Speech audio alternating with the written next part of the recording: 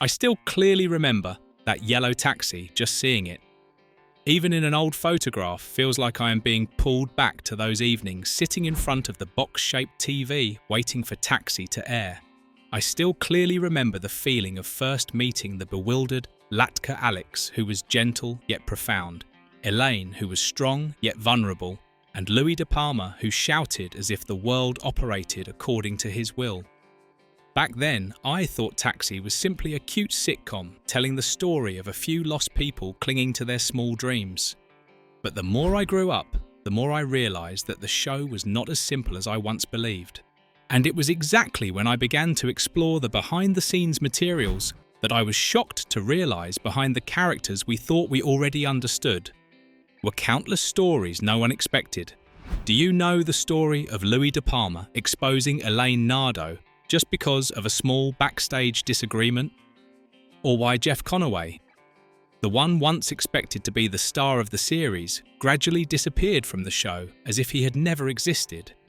And there were other secrets from the times the crew almost had to stop filming because of strange demands to the stories the network once tried to hide because they were too troublesome.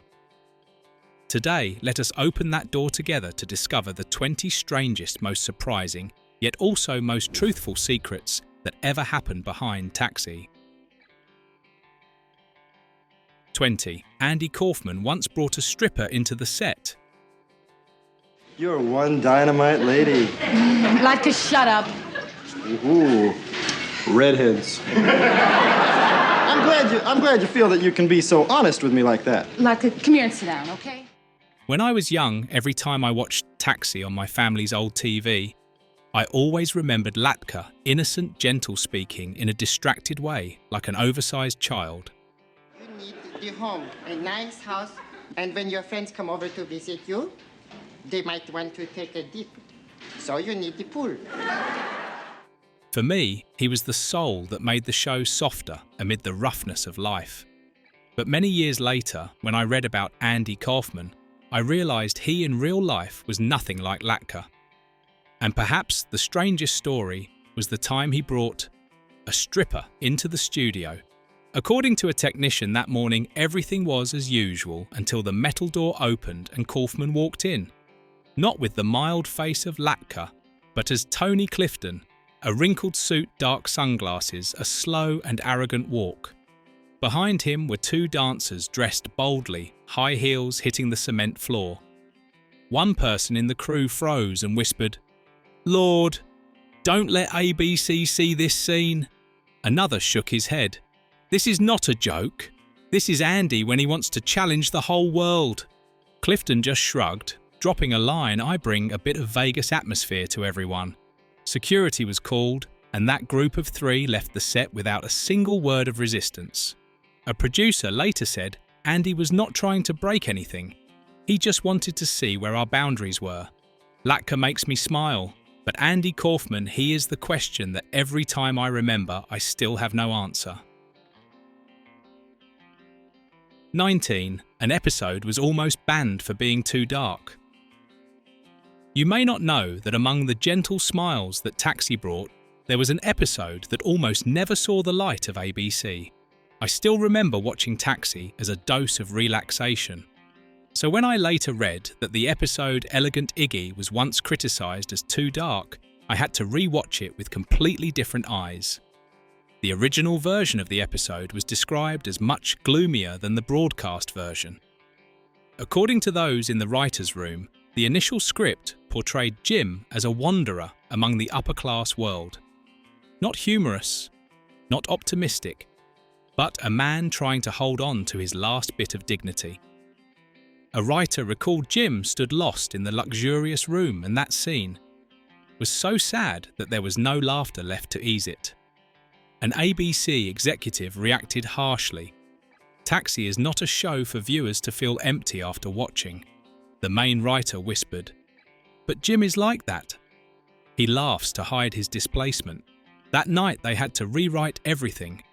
The entire writer's room was lit only by dim desk lamps, drafts scattered everywhere, cold coffee in cups. One person described, "We tried to light a bit of brightness for Jim, not to let him be so lonely that the audience stopped laughing. Looking back, I understand why ABC was worried. Taxi is the gentleness amid a tiring city, and perhaps the first draft of Elegant Iggy was too close to the real sadness that everyone carries inside.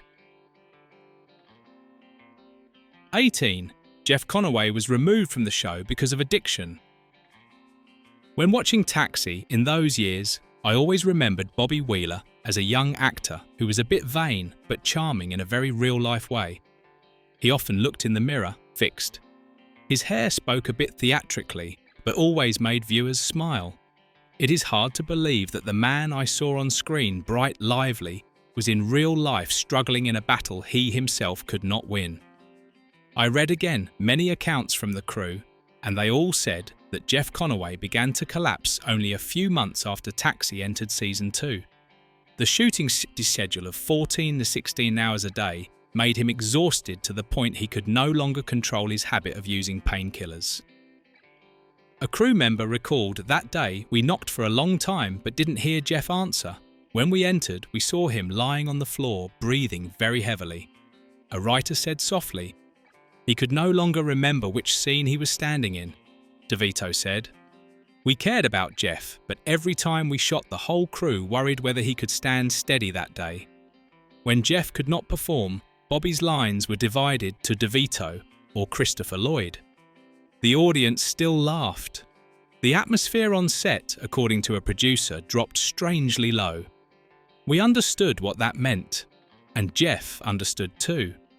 As a viewer, I always remember Bobby's youthful smile and feel a tightness, knowing that behind it was a man exhausted in silence. Taxi is a sitcom, but Jeff's life did not have any laugh loud enough to save him from himself. 17. Marilu Henner admitted she once dated 2 Taxi members at the same time. Do you still remember Elaine Nardo? The gentle, intelligent woman who was always delicate enough to keep Sunshine Cab standing amid the small chaos of life. For me, every time I rewatch Taxi, Elaine is still that warm beam of light. But in real life, Marilu Henner, the one who portrayed Elaine, was not only soft like the character. She lived more truthfully, more strongly, and sometimes a bit more complicated. Many years later, when watching a talk show, I was surprised to hear Marilu admit that during the Taxi years, she once dated 2 people from the crew at the same time. Not in a scandalous way, but as she said, I was young. I was learning how to love. And sometimes, the heart goes before logic. The host asked softly, half joking, half serious. So was the first one, Tony Danza. Marilu only smiled, her eyes lowering slightly. I will not confirm, but I will not deny. A writer of Taxi recalled later.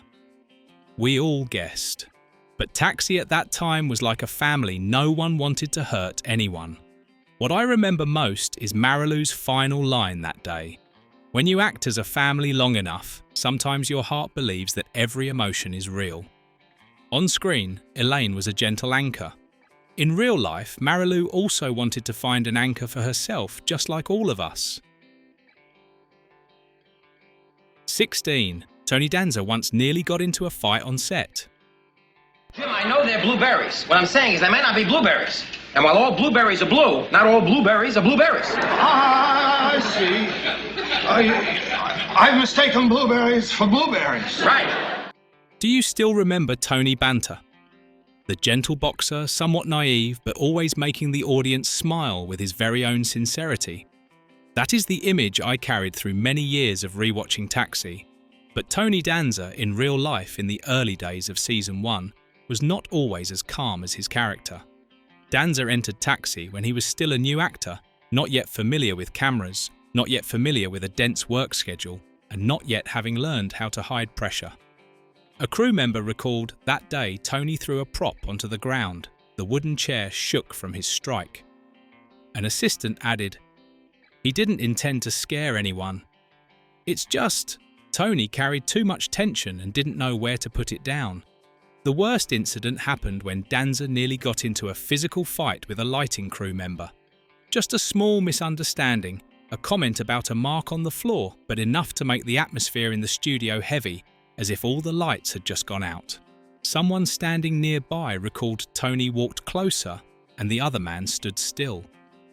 1 second, if no one stepped in, there would have been a punch. A writer spoke very directly, but also with empathy. Tony is very friendly, except on days when he is not friendly at all. As a viewer, I always thought Danza carried the warm energy of banter. But beneath that was a young man learning how to grow up under studio lights, and sometimes that growth contained moments of impulsiveness he could not control. 15. Producers fired Tony Clifton right on the NBC stage. You cannot knock me out, because if you do, nobody is going to like you, because I am weak and defenseless and cute. In Taxi, Andy Kaufman's Latka was always sweet and clumsy. But Andy in real life had another mask, Tony Clifton loud, rude, and not following any rule. That day when NBC filmed the show A Full House for Christmas, Clifton appeared with a wrinkled suit, dark sunglasses, and 2 escorting women nearly up to his shoulders. An employee said, "The whole studio froze. No one knew whether this was comedy performance or an accident." A producer stepped out to confront him, speaking directly. "Tony, you cannot cause chaos here." Clifton tilted his head back and laughed mockingly. "I am not causing chaos. I am the show." The argument was so tense that NBC executives pulled chairs to sit and watch as if viewing a street play. Then finally, the producer announced, "From now on, Tony Clifton is fired." Kaufman in Clifton's posture stood still for a few seconds, then left the stage without looking back. That bizarre scene was later understood. It was another performance by Kaufman, a man who always wanted to test how much truth the audience could endure from him. 14. A salary dispute became so tense that someone threatened to quit. When looking back at the golden era of American television in the late 1970s, I always see that successful sitcoms often hid many small cracks behind the scenes.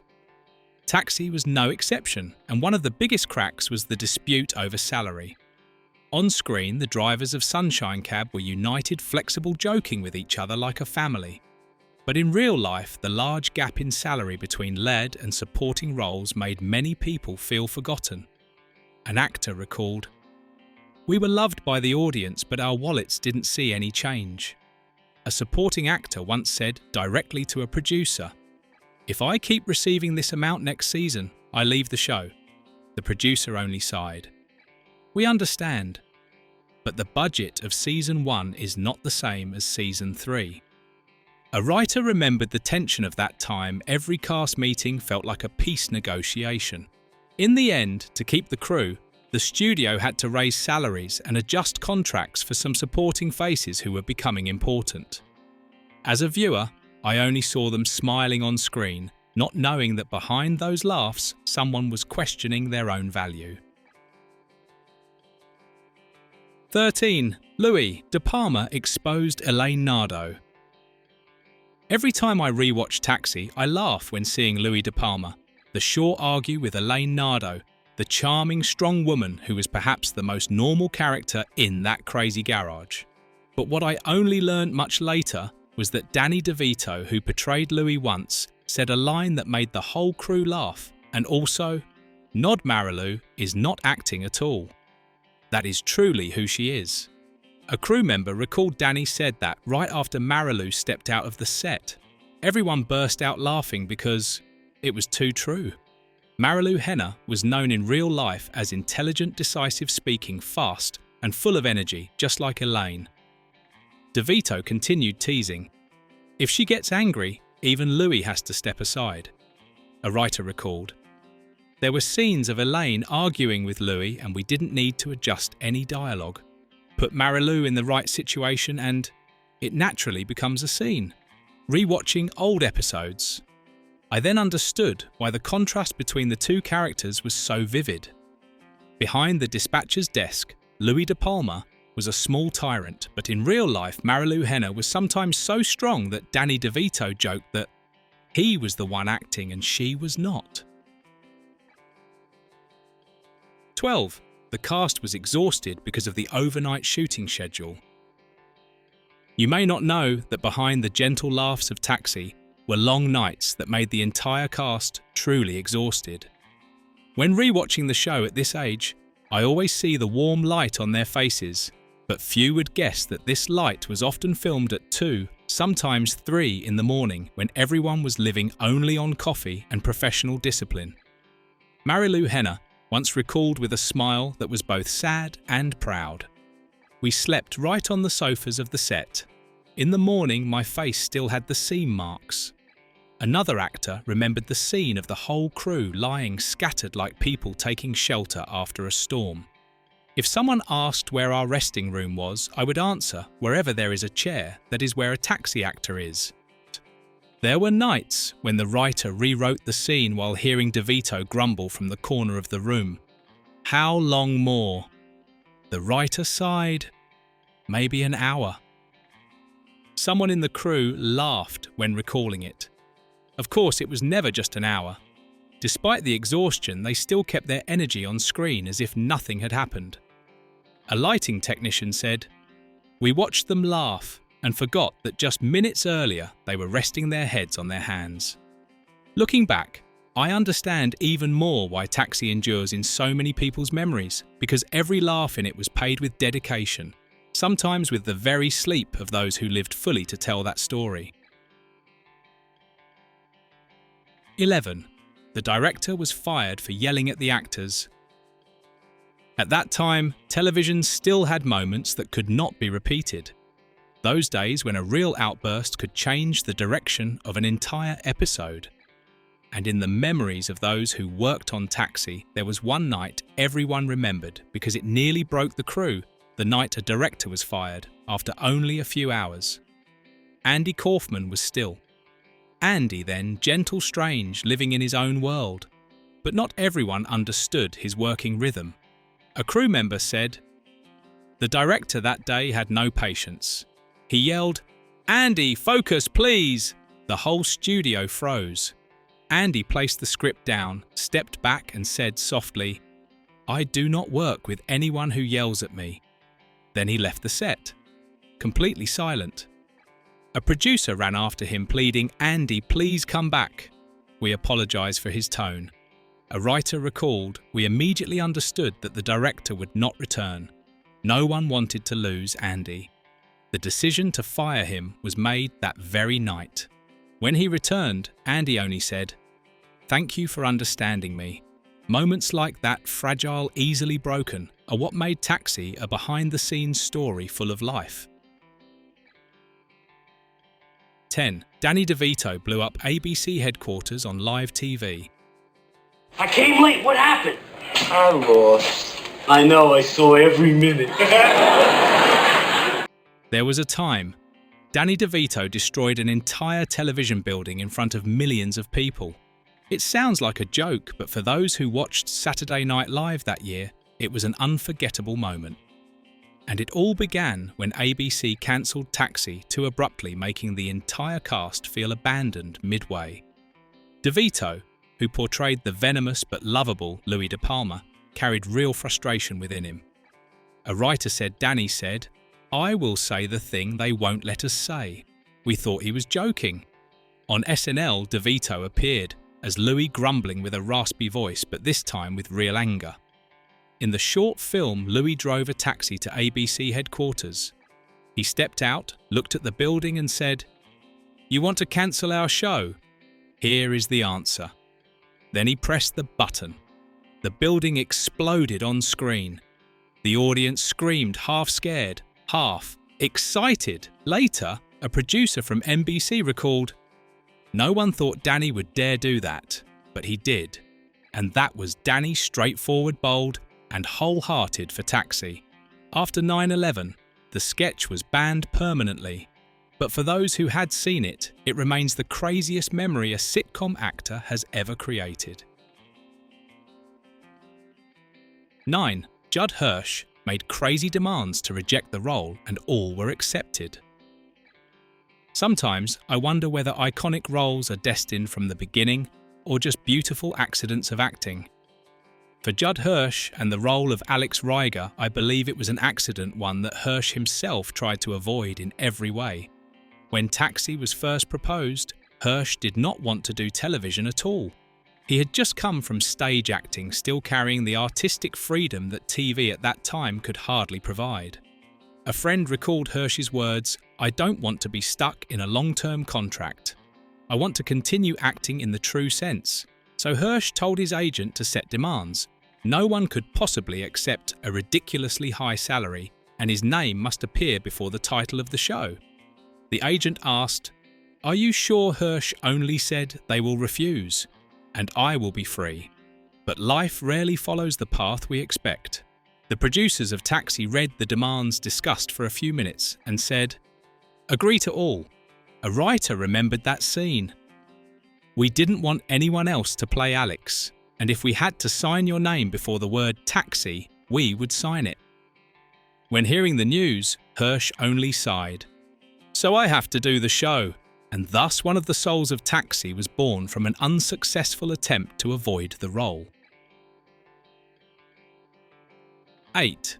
Andy Kaufman worked only 2 days a week. Looking back at Taxi now, I still remember Latka, gentle, naive, always making the garage brighten up a little. But Andy Kaufman in real life was nothing like Latka, and that difference created one of the strangest things in television history, a working contract of 2 days a week. While the cast had to be present from morning until night for rehearsals, Kaufman only appeared on Tuesday for table reading and Friday for filming. An actor laughed when recalling it. He had the work schedule of an honoured guest, not a main cast member. Even though he came only 2 days, Kaufman was often late. An assistant remembered the sight of him walking onto the set, eyes still sleepy. "I'm sorry. Today, I'm Tony Clifton." A writer said Kaufman saw Taxi as funding for his artistic projects, and he did not hide that. What was surprising was that even though he was absent most of the week, Latka still appeared on screen, delicate, gentle, and always beloved by the audience. I always think maybe because he was not worn down by the TV machine, Latka kept the innocence that Kaufman wanted to convey. 7. Tony Danza was named Tony to avoid, forgetting the character. There are times when the past of television feels like old drawers open them, and they are full of half-true, half-joking stories, but they reflect the spirit of the era accurately. And the story about Tony Danza having his character renamed, Tony just because they feared he wouldn't remember another name, is such a draw. Initially, the character was named Phil Ryan, then changed to Phil Banter. But when they looked at Danza, a shy boxer, new to acting producer Ed Weinberger said directly, "He will not react if we call Phil. Let's call him Tony." An actor laughed when remembering it. In the table read, "Whoever called Phil." Tony didn't turn his head. "Call Tony," and he turned instantly. Danza heard the name change and initially thought it was a favour. "They like me so much they named the character after me." Weinberger only patted his shoulder and said, "No, Tony, we just want to save time." A writer explained further, Danza was too new. "We feared he would forget he was acting." From then on, Danza almost defaulted to play roles named Tony for his entire career. And every time I rewatch Taxi, I always chuckle softly. Sometimes a legend begins just because a guy is easy to forget. 6. The driver in the opening credits was Danza. I still remember the evening sitting in front of the old TV screen when the melancholy theme of Taxi played and the yellow taxi slowly crossed the Queensborough Bridge. That image was so calm that it felt as if it had been filmed by an experienced documentary crew. But in fact, the driver of that car was Tony Danza on his first day at work, and that footage was only 15 seconds long. A crew member said Tony came to the studio and they said, "Take the keys, drive across the bridge so we can film some transition shots." He thought it was a joke. When reviewing the footage, the editor laughed. "Only 15 seconds. We need an intro much longer than that." With no time to reshoot, they decided to loop the footage, repeating the car passing through the same angle with the same buildings gliding behind it. Danza was surprised when hearing it. "Really? I thought they would use it as reference material." A producer explained, "Sometimes something imperfect creates an icon. And yes, the endless bridge drifting under the Angela theme became an unforgettable part of the memories of millions of viewers, including me." 5. The Angela theme was originally written for a date scene. Do you still remember the feeling of first hearing Taxi's opening music? The slow piano melody, sad but very beautiful, like the long breath of the city after a tiring day. Few people would guess that this music Angela was not composed for the opening credits at all, but only as background music for a date scene in one episode. Bob James, the jazz musician, invited to compose incidental music for Taxi, wrote Angela, only for a small segment in the episode Blind Date. He said, "I did not think much, it was just a short scene." But the emotion came very naturally. When they heard the music for the first time, the producers were stunned. One said, This is the soul of Taxi," but the problem was that they had already chosen another song as the theme, Touchdown. A quick discussion took place. In the end, they changed the theme right before the first episode aired.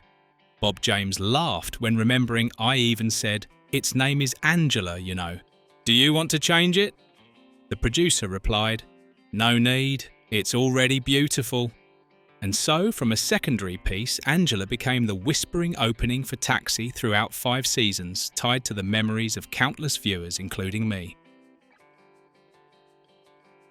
4. The alter ego. Tony Clifton had his own contract and parking. There are backstage truths that when I first heard them, I thought someone was telling a joke. But no, this was real. Tony Clifton, the rude alter ego of Andy Kaufman, once had. His own contract, his own dressing room, and his own parking space at the studio. And all of it was written in the documents completely seriously. Andy Kaufman often said, "Tony Clifton is not me. He is an independent artist."